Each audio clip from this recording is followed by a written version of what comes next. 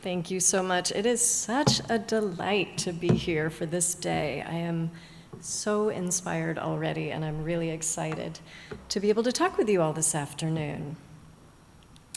So huge thanks to the LA Opera and all of the partners and organizers who have made this great conversation possible. And I'm really, really delighted this afternoon to have the pleasure of underscoring a lot of really amazing points that have been made by our presenters today. So I'm going to begin my talk by telling you a little bit about how I came to dedicate my life to exploring the connections between the arts and health, which I have indeed done. So I was a competitive gymnast when I was a kid, and one day in my junior year of high school, a dancer came into the gym to help us with our floor exercise routines. And as she guided us, I found myself absorbed and lost in movement in a way that I had never experienced. I felt a kind of energy and elation that I had never felt before, and I knew I wanted to have that experience for the rest of my life every day. And that experience, in fact, changed my life. I stepped off my path to becoming a doctor and onto the path of becoming a dancer. So I auditioned for Interlochen Arts Academy, an amazing performing arts boarding school. Miraculously, I got in. From there, I studied dance in college and went to dance professionally in New York City. And it wasn't until years later when my paths toward healthcare and the arts unexpectedly converged that I came to understand that what I experienced that day in the gym was both a powerful aesthetic experience and self-transcendence.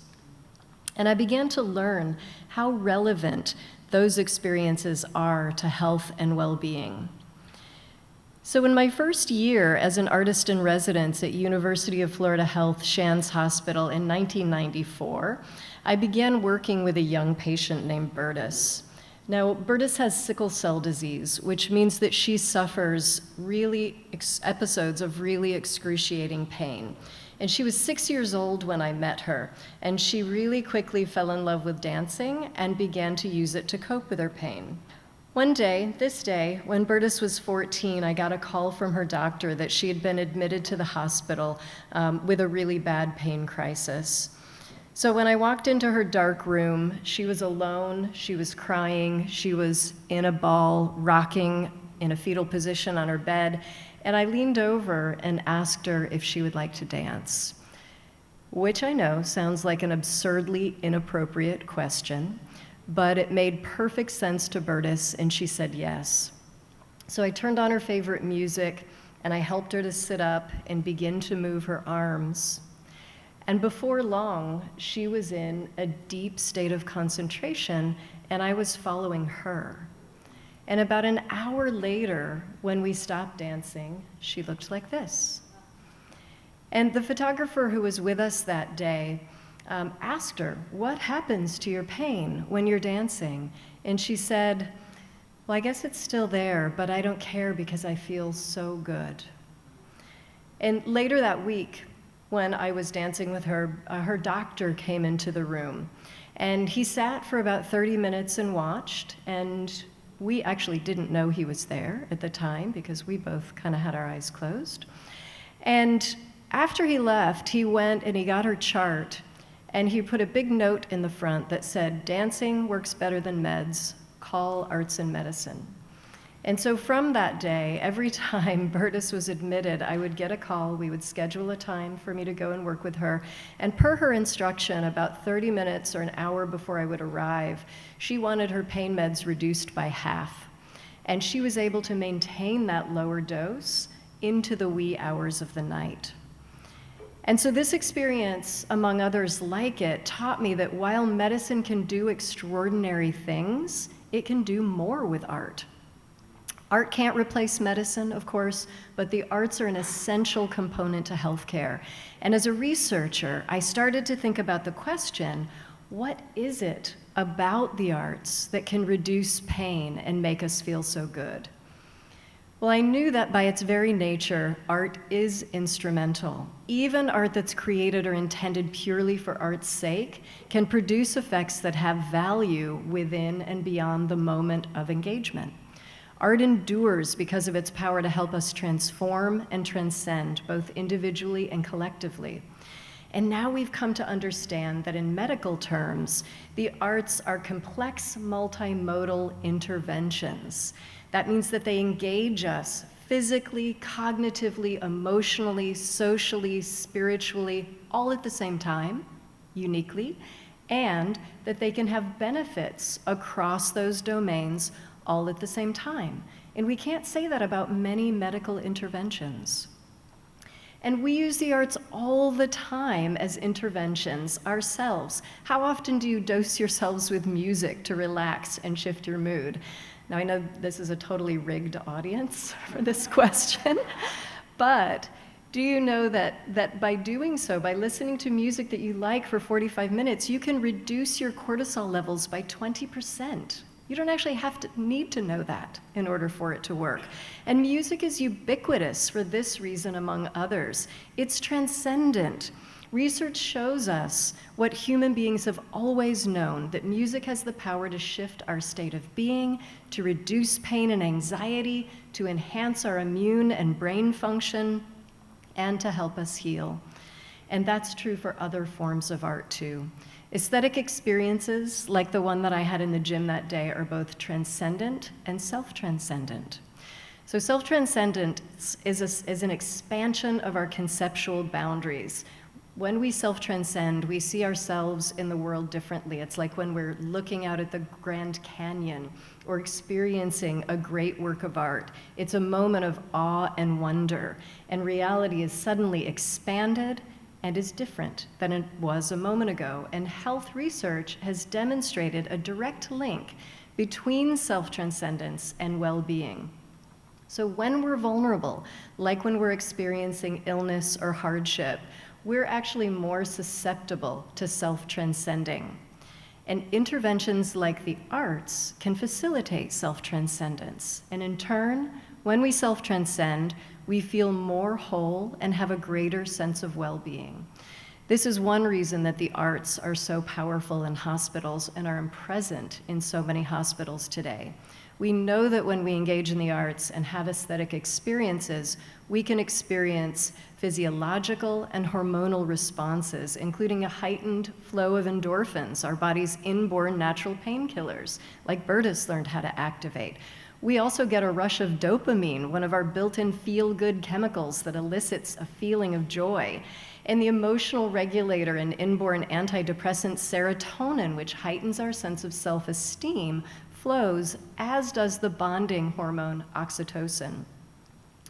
We know that when we engage in the arts, we can experience a flow state, that merging of action and awareness that often results in a sense of euphoria, as well as a suspended awareness of time, or the sense that time flies, and Bertus is a master of flow state. And all of these responses help stimulate a relaxation response, which is the antithesis of fight or flight or the stress response. And that is linked directly to our immune function. And there are many neuroscientists in the room today, actually, who have identified ways in which the arts support brain health. So today, our health systems are widely embracing the power of the arts, and arts programs in hospitals are built on strong evidence. And we know today that Bertus's experience isn't unique. The arts can be brought to bear in evidence-based practices to reduce pain and assist with the provision of care, as well as to promote and enhance health and well-being outside of hospitals. For example, this is my former student, Austin. Austin has attention deficit hyperactivity disorder. In the US today, over 11% of children, or 7.5 million, are diagnosed with ADHD. And the vast majority of these kids opt to take medications that have very high potentials for abuse, are considered dangerous, and of which the long-term effects are not known. And while they don't lack intelligence, these kids often perform poorly in school because they have difficulty focusing and remembering, which limits their confidence, their ambitions, and their future options.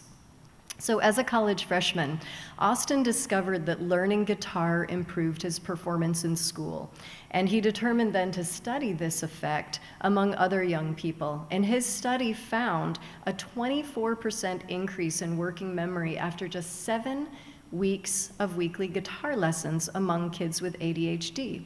And now Austin is in medical school, which is an achievement that neither he or his family could have previously envisioned. And this is John. John joined our Parkinson's dance class, which we call Dance for Life.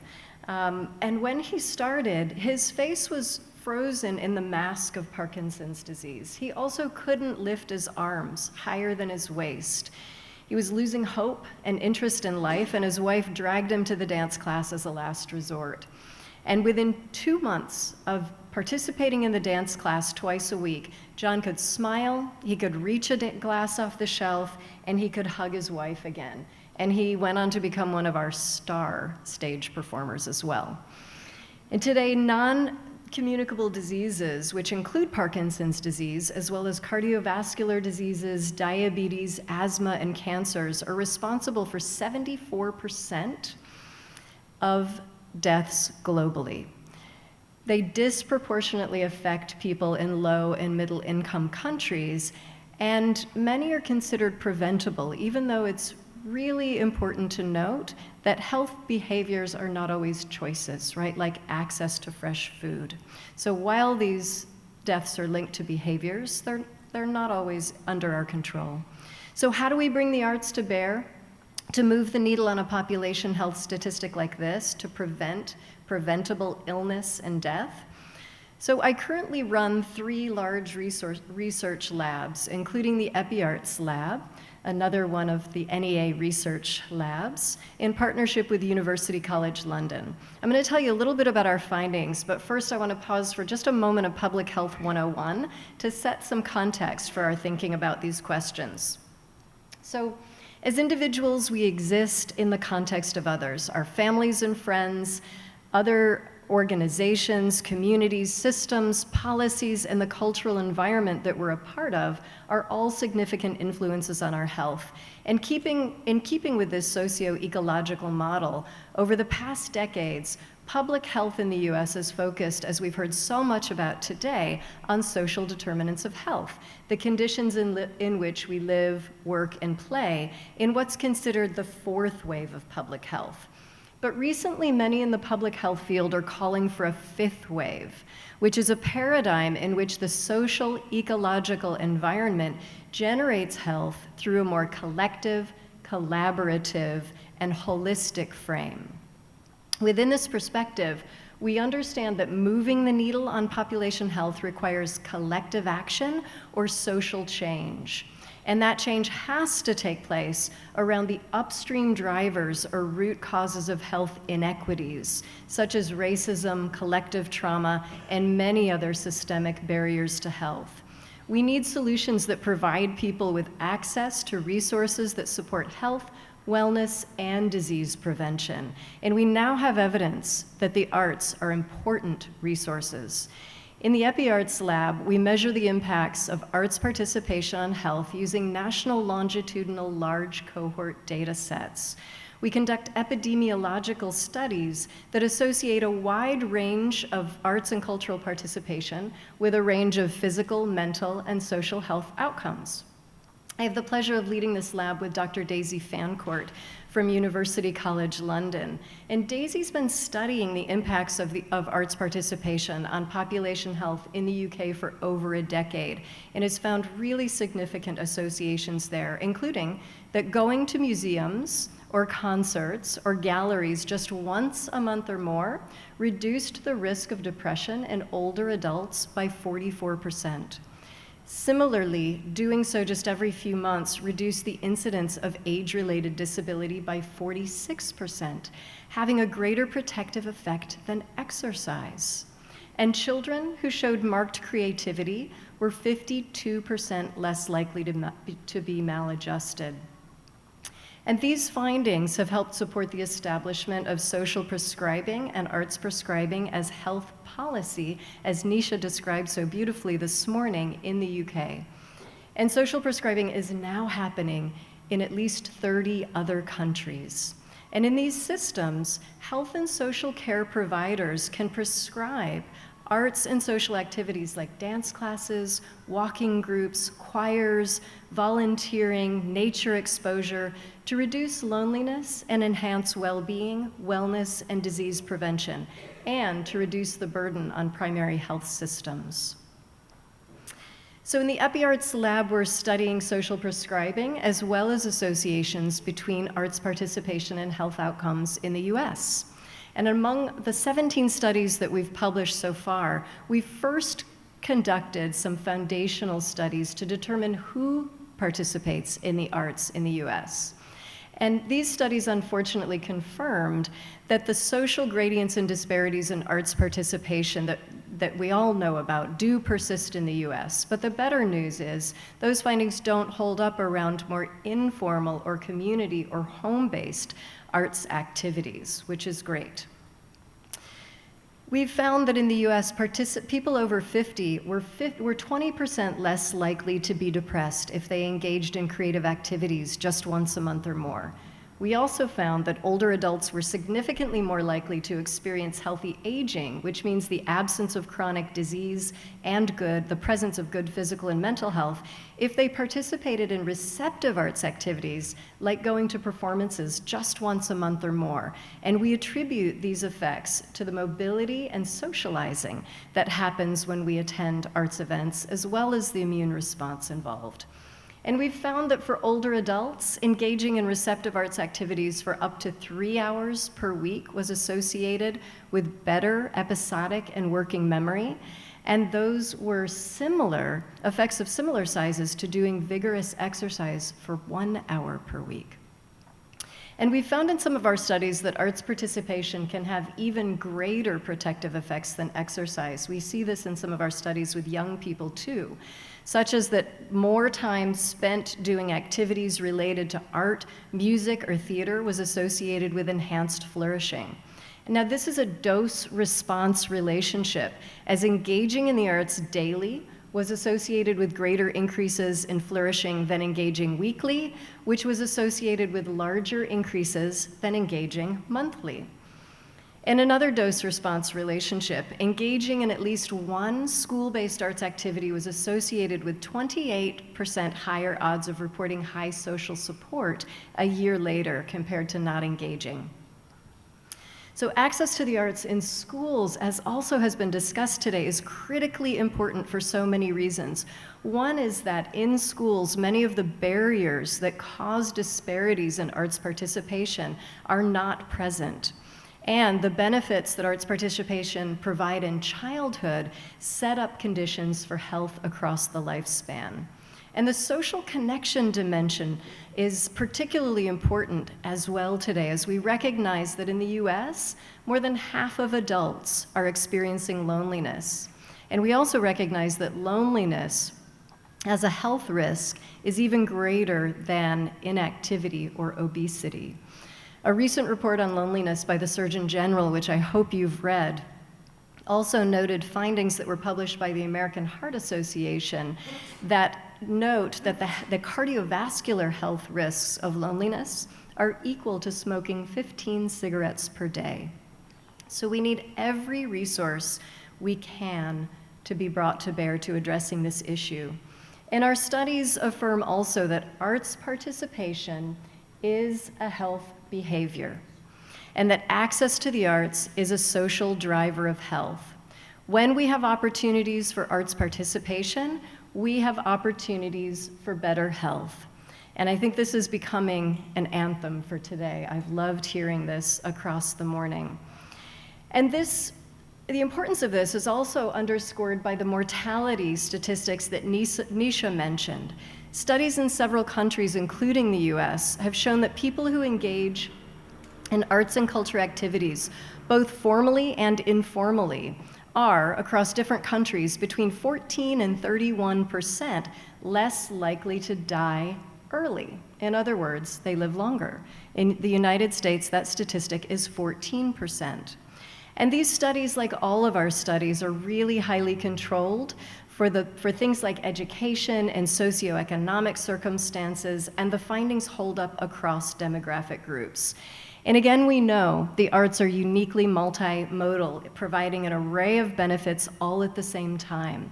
So the arts may not only help us live longer, but they may help us do so with better health. And research like this is now supporting the development of social prescribing and arts prescribing in the US. So recognizing that 1 in 5 patients present to the health system today for social needs, social prescribing is designed to address social needs with social interventions so that our medical system can focus on addressing medical needs. At the same time, it helps avoid the cost, risk, and burden of unnecessary medical interventions. And most importantly, it's designed to do 2 really important things: to help bring about a shift in the healthcare paradigm from what's the matter with you, which is a deficit orientation, to what matters to you, which is an asset orientation. And it also shifts the power and decision-making from care providers to the patient. So it's a co-production of health between care providers and patients. So today there are more than 30 of these programs in the US. We just completed 23 case studies, and we're conducting implementation science studies to understand the programs and their financial models with the goal of informing policy, investment, and evidence-based practice. We're also developing key common outcomes and core outcomes to advance the evidence base and make it more synthesizable so that it can be brought to bear in policy, evidence-based practice, and investment. And in these case studies, we're seeing a beautiful range of innovation, including some programs that include insurance companies paying for arts activities. For example, a really beautiful partnership between Horizon Blue Cross Blue Shield and the New Jersey Performing Arts Center in Newark, New Jersey, connects community members to local arts programming, and insurance dollars pays for people to participate. So in this program, Horizon's community health workers identify from among their members who are socially isolated or dealing with mental health challenges and refers them to the program's arts navigator, who connects them with them to discuss their interests, to suggest activities, and also to support their participation by addressing challenges that they might experience, like transportation. And we see programs also in which teachers and school counselors are the referrers. They're like at Stanford University, where the Student Health Center and Mental Health Services refers students to arts activities on campus to support their mental health. So in the Epi Arts Lab, we're envisioning a day not too far in the future where social prescribing and arts prescribing are routine parts of every health practice, and when health promotion and wellness resources are available to everyone, not just those who are well insured. And recognizing that in the United States, despite our massive investment in healthcare, we have far poorer outcomes than many nations with less investment. We envision a day when social prescribing contributes to better outcomes, as well as to reducing the radical health disparities that so many people experience today, and to significantly reducing social isolation and loneliness. And in order to truly move the needle on these issues, we need innovative, collaborative efforts that are responsive to history and culture, and that utilize available community resources, including artists and the arts. We need social and cultural change to generate the culture of health that I mentioned earlier. And artists have long been agents of this kind of cultural and social change, from the explosion of artistic expression in the Harlem Renaissance to the AIDS quilt in the 1980s that raised awareness and the scale and impact of HIV, to the Broadway play Rent in the 90s, which played a major role in reducing stigma and increasing HIV testing, to Knitted Pink Hats in 2018, which cultivated solidarity and protest of the widespread depredation of women by men in power, and the music and design that fueled the Me Too and Black Lives Matter movements. So public health calls this the diffusion of innovation, which is a behavior change theory. We can also just call it the arts doing what they do. And while we know from rich evidence that the arts can enhance our health in many ways, we know that artists and arts also have the power to help fuel a social movement toward recognition of the relationship between the arts and health, and toward widespread and systemic engagement of the arts for health. And while the arts certainly aren't for everyone, we now understand that regular arts participation, creativity, and the kind of aesthetic experience that I discovered in the gym so long ago can support and enhance our health and well-being in so many ways.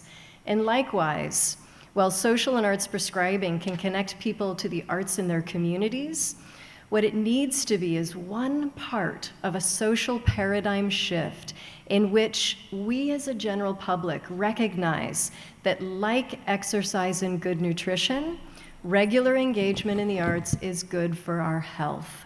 As our NEA chairman, Maria Rosario Jackson, says after that statement, full stop. The arts are simply good for our health. In public health, there have been several big paradigm shifts like this, like when wearing seatbelts became the norm, right? I think that many ingredients are in place today for a seatbelt moment for the arts.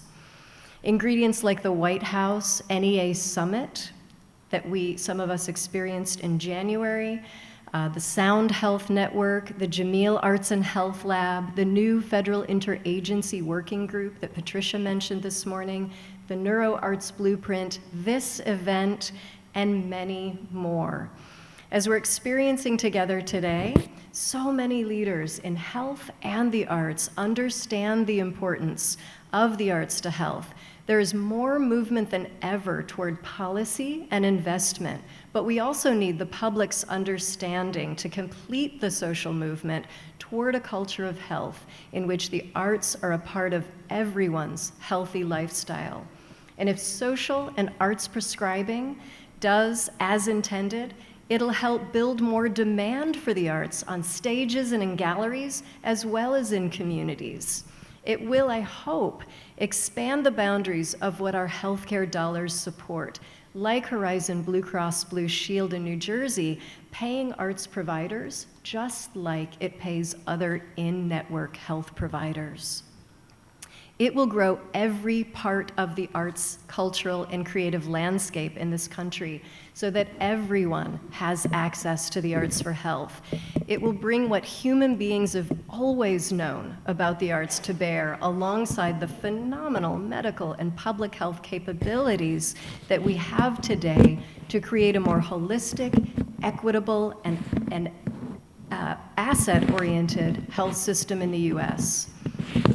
So I want to close by noting that the arts are not a panacea. No one thing alone can make the change that we need in relation to this nation's health outcomes. But we need the arts as a critical and recognized resource to move the needle. Thank you.